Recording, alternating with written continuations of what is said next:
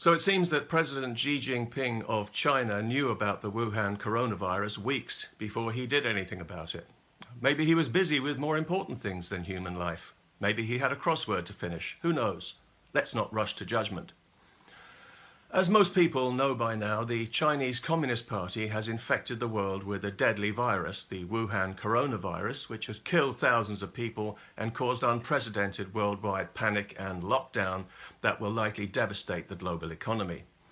It's important to call this the Wuhan virus, or the Chinese virus, as President Trump would have it, because, as Confucius would say, it's important to call a thing by its proper name. When it first emerged in the city of Wuhan, a responsible government would have dealt with it decisively, but the Chinese Communist Party covered it up to save face until it was too late to contain it. They arrested anyone who talked about it, and they refused all offers of outside help because saving face is more important to them than saving life. The Chinese Communist Party is directly responsible for every death from this deadly Wuhan virus that they have inflicted on the world. They have always been enemies of the Chinese people. Now they are enemies of all humanity. They knew the world would be crippled by this virus when they covered it up, but they lied and they lied and they lied again, and they're still lying now.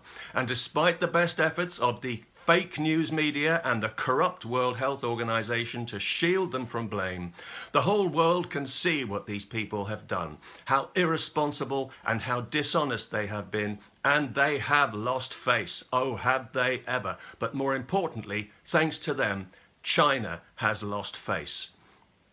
Xi Jinping and his party of gangsters have shamed their country in the eyes of the world. They have shown the world that China cannot be trusted, and that as long as they govern it, China should never be trusted or respected again.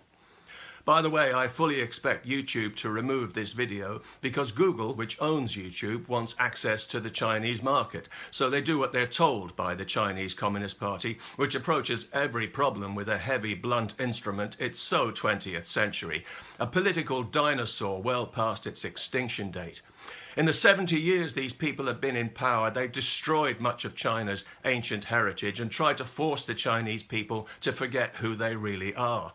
They describe their system of government as socialism with Chinese characteristics, as if socialism wasn't cruel enough. Not that it matters with socialism, Chinese characteristics, Russian characteristics, whatever. Sooner or later, people end up in concentration camps, like the million Muslims in China right now, incarcerated in what they call re-education centers, where they're forced to eat pork and drink alcohol, as if that's going to sort them out. A lot of Western culture is currently banned or censored in China because they know that if they allow free expression, their brutal surveillance dictatorship will never survive. So they even censor the cartoon character Winnie the Pooh because people think he resembles the president, Xi Jinping. So they're using Winnie the Pooh online as an indirect way of satirizing the president without doing it openly and being arrested and tortured to death and having their organs harvested. Nobody wants that. I don't see the resemblance myself, although I did hear a rumour that early in his career Xi Jinping did get his head stuck in a jar of fake Chinese honey that turned out to be corn syrup, but I don't know how true that is.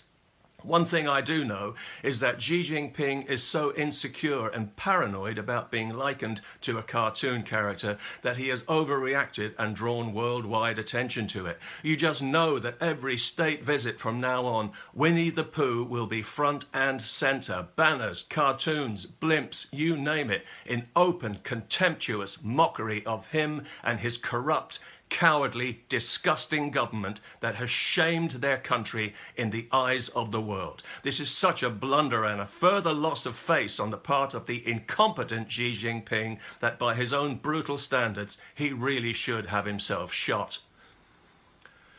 Confucius insisted on accurate terminology as the root of good government and an orderly society. So as this Wuhan virus continues to shut down the world and to shame the Chinese nation in the eyes of the world, I'm wondering what Confucius would make of the Chinese People's Liberation Army.